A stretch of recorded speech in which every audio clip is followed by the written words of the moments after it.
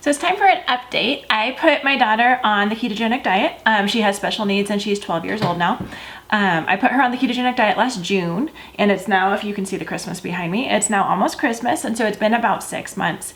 And I thought I'd do an update. Obviously, I was just trying it for a month, and I did it with all 3 of my kids because she hasn't been on a restricted diet in a while, and I didn't want her to feel super left out, so I did it with all 3 of my kids for the month of June. Or actually, no, it was like June 15th to July 15th because it was right after they got out of school. So you can go back and see, like, we went camping during that time. You can see our camping menu. I had been on the ketogenic diet again. We've all done it before, but I had been on it again since February, and I was seeing so much benefits in my mental health and my mood and my brain health that, like memory and stuff, that I thought it was worth trying for my daughter again. So I did. Amazing results. And so this is all just me. It's called like N equals 1, which means that this is my sample size of 4 people, the 4 people in my family. And so my boys, they did it. They did fine. My older son, my middle child, has been fat adapted because he weaned pretty much directly onto the GAPS diet and low carb, because we're doing low carb GAPS diet, which you can see in a different video. My daughter transitioned right onto keto, throwing things around just fine. Because again, like, she has been fat adapted, which means that like you're either a sugar burner or you're a fat burner.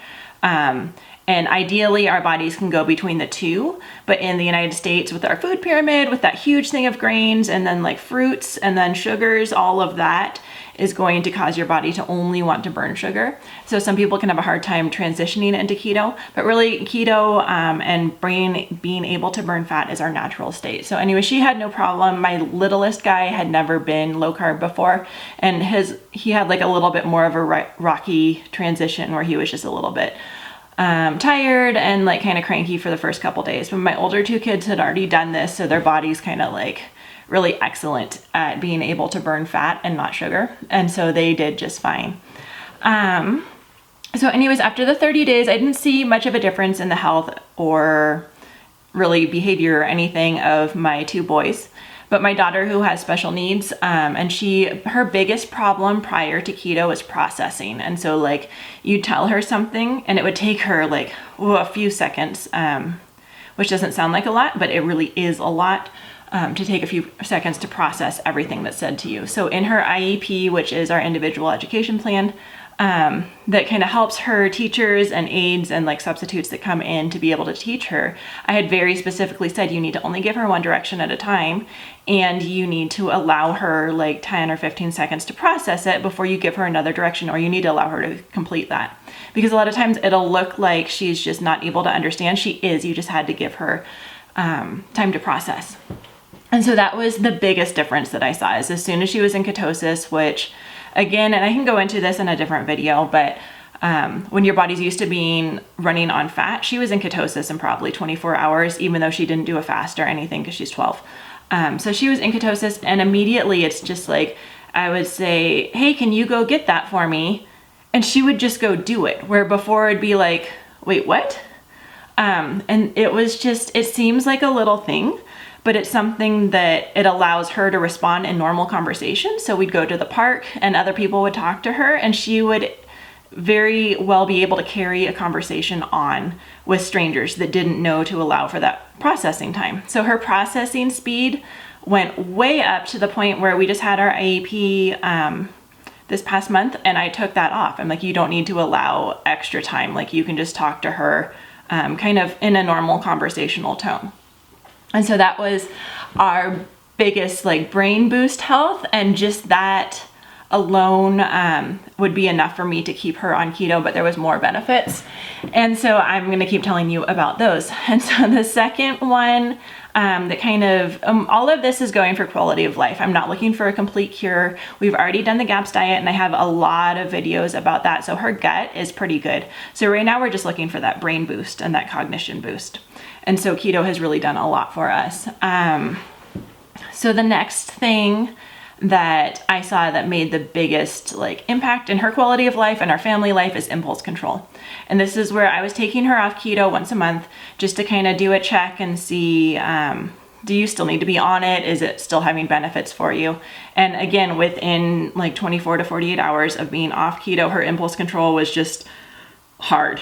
And so when you like see something and you want to touch it, it's almost like a toddler. And she's 12. And so she can reach a lot more things. And so I really need that impulse control to be there. And so that's like the impulse control and frustration kind of go hand in hand. And so if she can control her impulses to touch things she shouldn't, she's also able to not be frustrated by just like life circumstances. Like it takes too long in the car to get to the park she wants to get to, or before maybe like her impulse would be to scream about it. And this is just like deep breath and we're just going to sit in the car nicely. And as a parent, this just allowed me to do so much more with my kids. We traveled through like 4 different states. We went camping. I super appreciate having her higher functioning. And I know this is controversial and I usually get some comments that aren't too happy with me, but I want her to be as high functioning as possible, and she is happier and better able to like fit into the people around us, the higher functioning that she is. And so I'm very thrilled that keto can give this to her. And then the third thing that keto did for her, which is why 6 months later she's still on it, is that her balance is so much improved. She was something, we live in Montana, and so it's icy, like it starts getting icy in like September or something ridiculous. And so it's icy, and I just took her off. Like I said, I take her off about every month, and I took her off for her brother's birthday, which is mid-November. And then I went ahead and just kept her off for that following week, because then it was Thanksgiving. And I had just been like, I'm just gonna like let you have a break from this and you can kind of eat what everyone else is eating. And she's not really isolated because I'm on keto. I just don't mind it. Like to her, she's missing out on a lot. To me, I just don't care. Like not being able to eat candy canes really does nothing for me. But for her, it's more of a being included thing. And so it was important. So I thought like, well, we'll just go ahead and try it. I mean, the worst thing that can happen is that I am putting you back on keto after Thanksgiving. And so I did. And then this is where that popped up, is it was icy. Because in Montana, it's always icy and there's just a little bit of ice and her balance is off. Like she's slipping on ice. And then it's the difference between me being able to like have her right next to me. So she can grab my hand if she's about to fall, or when she's off of keto, like she was just like grabbing onto my arm and just like terrified of falling. And then also she has an eye that kind of wanders, and her teacher texted me. She's just like, what is going on her eye? And I'm like, it's from the sugar. And so I put her after Thanksgiving, I did put her back on keto. And the eye, it took about, it's because it's a muscle thing. It's like she has a low tone diagnosis. And again, I'm only comfortable going into this so much, her diagnoses and her medical history on YouTube. So I try to balance between what's helpful for you guys and what still respects her privacy. So she does have an eye. I have an eye that wanders also if I'm super tired or stressed. She has an eye that'll wander. And so it was to the point that her teacher noticed and texted me about it. And then it's back since we've been on keto for, I think, like 2 weeks now. It's back tracking how it should be. She's back to being able to walk across ice without just being terrified and like grabbing onto me for dear life. And so that just little boost in balance is, especially when it's icy here or when she wants to play sports. Like we have 2 typically developing boys as well. And so when she wants to play sports, that is also super helpful, that she can balance and she's able to better keep up with her peers. And all of that is why we've chosen to continue on the ketogenic diet. I'm making some choices, which I'll go into some of the supplements that I use. I'm making some choices with her that I typically don't think is best. Like when we did the GAPS diet, I feel like our diet was perfect. Like there was no artificial anything sneaking in. Like everything that I could buy was organic. It was just like no molecule of bad food got in. And that's kind of why the ketogenic diet is, after we've healed her gut should be pretty well healed. We were on the GAPS diet for over 2 years. So after the GAPS diet, the ketogenic diet, I do find easier for her, which I'll go into in a different video. So that is our update. 6 months on the GAPS diet. My typically developing boys, I did for 1 month on the GAPS diet. Again, didn't see a huge thing for them. But my daughter and I, and she has a brain injury diagnosis. I'll link to a lot of this down below. And then also I have a symptom tracker, which is what I use in my own family when I'm trying different supplements, which I'm going to talk about in a few more videos, or I'm trying different dietary protocols, is I track symptoms pretty meticulously just because I don't want to put all this work in or unnecessarily restrict their diet for something that really isn't having that much benefit, or it's not having as much benefit as what I consider it to be kind of a pain in the butt to do.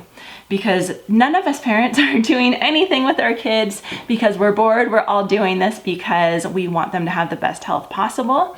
And so we always have to be weighing those risks and benefits. So if you click down below, I would love to share with you my symptom tracker chart. And then I'll link to a few more YouTube videos and blog posts so that you can kind of see more of what we're doing and why. And I'll be back soon with more information on the supplements that I use and more information on why we choose keto instead of keto and GAPS at this point in our life.